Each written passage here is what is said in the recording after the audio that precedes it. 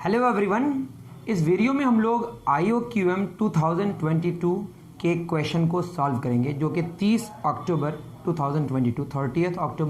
2022 को हुआ था। उसका फर्स्ट क्वेश्चन जो ज्योमेट्री से है, ठीक है, उसको सॉल्व करेंगे। आप पेपर देख सकते हैं, ये पेपर है किसका, IOQM का। इसका पहला क्वेश्चन ट्रायंगल और सर्कल मिला के क्वेश्चन दिया गया है। बेसिकली ज्योमेट्री का क्वेश्चन है। क्वेश्चन क्या कह रहा है, कह रहा है ट्रायंगल ABC विथ AC 20। ठीक है, हम लोग क्या कर लेते हैं, एक ट्रायंगल ड्रॉ कर लेते हैं। ठीक है, एक ट्रायंगल है हमारे पास AC कितना 20। यूनिट नहीं दिया है, इसको सेंटीमीटर या मीटर कुछ कंसीडर कर लें आप। ये कितना हमारा 20। ठीक, is inscribed in a circle W। तो एक सर्कल हम ले लेते हैं, है ना। तो ये सर्कल में इंस्क्राइब हो रहा है, ठीक है। अच्छा, फिगर बन गया। और ये AC है, इसको मैं B मान लिया। ठीक, ABC एक ट्रायंगल है जिसमें एक साइड का लेंथ AC 20 गिवन है। Is inscribed in a circle, इस सर्कल का नाम रख दिया है W या ओमेगा, वो देख लेंगे, ठीक है ना। ये सिंबल है बस W।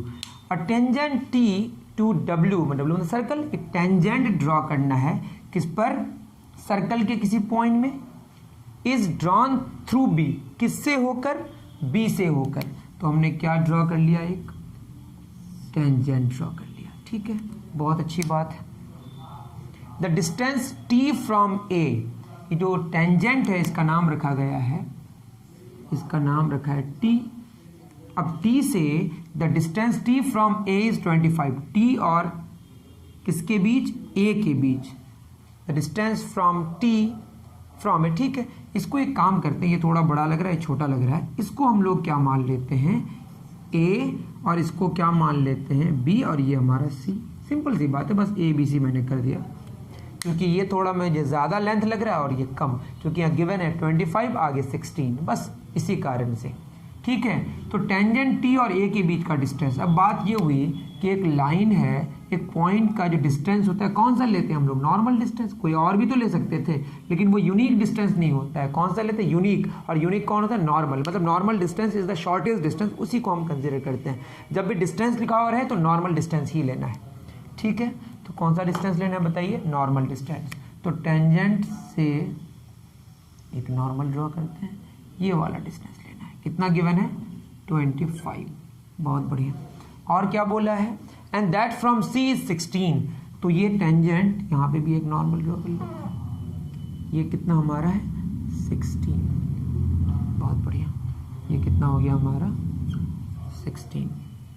ठीक है, अब आगे क्या बोला है, यहीं पे देख लेते हैं।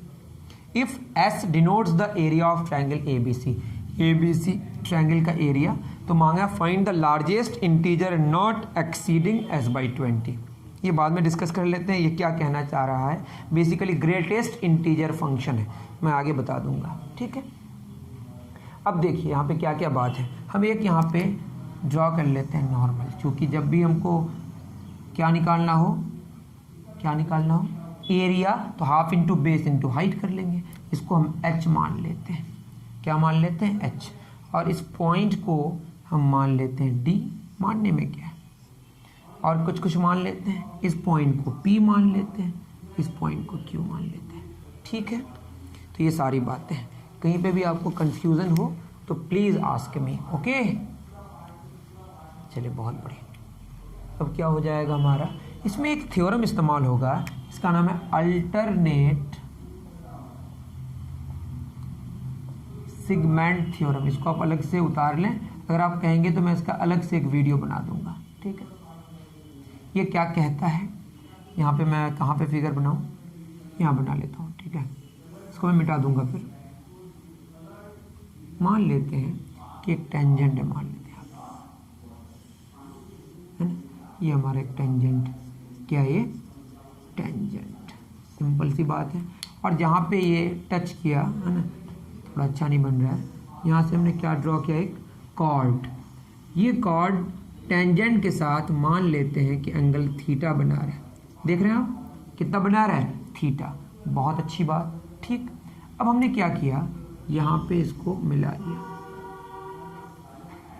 ये सब रेडियस आपको पता है, और रेडियस टेंजेंट में कितना एंगल बनाता है 90। तो ये अगर हमारा मान लेते हैं, इसको मैंने अल्फ़ा माना, तो अल्फ़ा और थीटा मिलके कितना डिग्री होगा 90। तो अल्फ़ा हमारा आएगा 90 डिग्री माइनस थीटा। इतनी बात समझ आ रहा है। अब मुझे पता है कि दोनों रेडियस आपस में बराबर है। ये अल्फ़ा होगा तो ये भी क्या होगा अल्फ़ा। इस एंगल को हमने बीटा मान लिया। तो अल्फ़ा अल्फ़ा देख रहे हैं आप, दोनों रेडियस बराबर। ये अल्फ़ा ये दोनों बराबर, तो इसके ऑपोजिट अल्फ़ा, तो इसका ऑपोजिट भी अल्फ़ा होगा। तो 2 अल्फ़ा प्लस बीटा कितना होगा, मिलके होगा 180 डिग्री। और अल्फ़ा है कितना 90 degree minus theta. Okay, plus beta is equal to 180 degree. ये होगा 180 degree minus 2 theta plus beta 180 degree. 180 क्या हो गया कैंसिल, तो बीटा आ गया हमारा 2 थीटा। आपको पता होगा कॉर्ड सर्कल के सेंटर में जितना एंगल बनाता है उसका आधा एंगल कहाँ पे बनाता है, उसके सर्कल के किसी पॉइंट में, उसी सेंस में। तो यहाँ बनाया कितना बीटा, ये 2 थीटा हुआ, तो इसको क्या होना पड़ेगा थीटा। ठीक, मैं फिर बता रहा हूँ, कॉर्ड ने टेंजेंट के साथ कितना एंगल बनाया थीटा, ठीक है। और ये पूरा एंगल रेडियस के साथ कितना एंगल बना रहा है टेंजेंट 90 डिग्री। ये थीटा ये अल्फा मिलके कितना हुआ 90 डिग्री। तो अल्फा निकल गया, ये अल्फा तो ये भी अल्फा, क्योंकि दोनों रेडिया ही बराबर। अल्फा अल्फा और बीटा जोड़ के 180 डिग्री हुआ। उसके बाद हमने पता लगाया कि बीटा किसके बराबर आ गया 2 थीटा के बराबर। मतलब सर्कल के किसी पॉइंट में एंगल कितना बनेगा थीटा। मतलब सिंपल सी बात है कि टेंजेंट जितना कॉर्ड के साथ एंगल बनाएगा उतना ही एंगल सर्कल के किसी पॉइंट में भी बनाएगा वो कॉर्ड। ठीक है, ये दोनों बराबर होगा। इसको बोलते हैं अल्टरनेट सेगमेंट थ्योरम। देखिए यहाँ पे मैं इस्तेमाल करता हूँ, जैसे हमारे पास एक टेंजेंट है टी, है ना, यहाँ पे एंगल मान लेते हैं, यहाँ पे एंगल हमने अल्फ़ा माना। क्या माना, ये एंगल अल्फ़ा है। तो ये कॉर्ड कौन सा लेंगे BC। अब BC कॉर्ड सर्कल के पॉइंट किसी भी पॉइंट ए में, यहाँ पे भी एंगल कितना बनाएगा अल्फ़ा। वैसे ही जैसे कॉर्ड लें हम, कौन सा कॉर्ड लें, BA कॉर्ड लें, है ना। BA कॉर्ड टेंजेंट के साथ कितना एंगल बना रहा है, मान लेते हैं बीटा। तो BA सर्कल के किसी पॉइंट में जैसे C है, यहाँ पे भी एंगल कितना बनाएगा बीटा। इसी का नाम है अल्टरनेट सेगमेंट थ्योरम। ओके, तो आई थिंक आपको बात समझ आ गई होगी। अल्टरनेट सेगमेंट थ्योरम क्या है, इसको आप अलग से उतार सकते थे, ये इस्तेमाल हो गया यहाँ पे अल्टरनेट सेगमेंट थ्योरम की बात। अब आगे क्या बात होगी, अब ट्रायंगल PBC को देखिए। ट्रायंगल PBC सिमिलर होगा किसका, देखिए P में एंगल 90 डिग्री, और यहाँ पे इस ट्रायंगल को देखिए BDA को, D में 90 डिग्री। तो सिमिलर किसका होगा, ट्रायंगल D लिख दिया पहले, अल्फ़ा यहाँ पे तो अल्फ़ा यहाँ पे, तो ये हो गया A। देखिए PB, P में 90 और B में अल्फ़ा, 90 अल्फ़ा, यहाँ पे भी क्या होगा 90 अल्फ़ा, DA और B हो जाएगा। दो एंगल्स अगर बराबर होगा तो तीसरा एंगल तो बराबर होगा ही। दो ट्रायंगल्स आपस में क्या होगा सिमिलर। फिर देखिए P के साथ D और B के साथ A, और उसके बाद बचा कौन C के साथ B। कौन से सिमिलरिटी से, AA से। जब दो ट्रायंगल सिमिलर होंगे तो उनके साइड्स के रेशियो के बराबर होंगे, तो आपको पता ही होगा ये सब। तो क्या हो जाएगा हमारा, बताइए, इसको मैं क्या मान लूँ, इसको मैं कुछ मान लेता हूँ ना, या PC लिख दो, PC क्या चलेगा, PC डिवाइडेड बाई क्या होगा PC। अगर मैं इधर PC लूँ तो इधर क्या लेना पड़ेगा, PC मतलब नीचे DB, और BC को देख लेते हैं, BC है ना, PC बटे क्या कर दिया DB, PC बटे DB इज इक्वल टू क्या हो गया, कोई बात नहीं, ठीक है, PC by DB, PC by क्या DB, PC by DB is equal to BC by AB। अब यहाँ देखिए ना, PC लिए तो यहाँ DB लिए, यहाँ BC लिए तो यहाँ पे क्या लिए BC, तो यहाँ पे क्या लिए AB, सिंपल। अब PC बाई DB, PC है कितना 16, और DB को हमने कितना मान लिया है H इज इक्वल टू क्या हो गया BC, कहाँ चला गया हमारा BC डिवाइडेड बाई AB किधर है, ये AB, सिंपल, इसको 1 मान लिया। अब दूसरा ट्रायंगल देखिए, कौन सा ट्रायंगल हमारे पास AQB है, यहाँ पे एंगल B, यहाँ 90, तो इधर से भी 90 बनेगा। यहाँ 90 बीटा, यहाँ पे भी देखिए यहाँ पे 90 बीटा, तो कौन सा ट्राइंगल होगा? Triangle QBA, triangle QBA similar होगा किसका? Q में 90, B में बीटा, और यहाँ पे D में 90, C में बीटा, तो DB और साथ में DC, सॉरी C में बीटा, DCB। ये भी किससे हुआ? एंगल सिमिलैरिटी से। तो यहाँ क्या इस्तेमाल करेंगे बताइए? उसके बाद हो जाएगा हमारा यहाँ पे QB अगर लें, QB कहाँ चला गया? QB की ज़रूरत नहीं है, और QA लें, QA तो क्या हो जाएगा? QA बटे BA देख लेते हैं, BA इसकी ज़रूरत है, QA बटे BA, ठीक है, बराबर क्या हो जाएगा? QA बटे BA, तो QA बटे पहले इस से ले लेते हैं, कैसे लिए देखिए ना, PC बटे DB, तो यहाँ क्या होगा? QA फर्स्ट और लास्ट, यहाँ होगा DB, QA बटे DB सेकंड और लास्ट ले रहे हैं, BA बटे CB, है ना। तो QA कितना है हमारा? QA है 25, और DB कितना है? DB हमारा H है, सिंपल, इज इक्वल टू ये हो जाएगा हमारा BA बाई कितना? CB। हाँ, कुछ गलत हो गया क्या? सही है, BA बाई क्या हो जाएगा बोलिए? BC।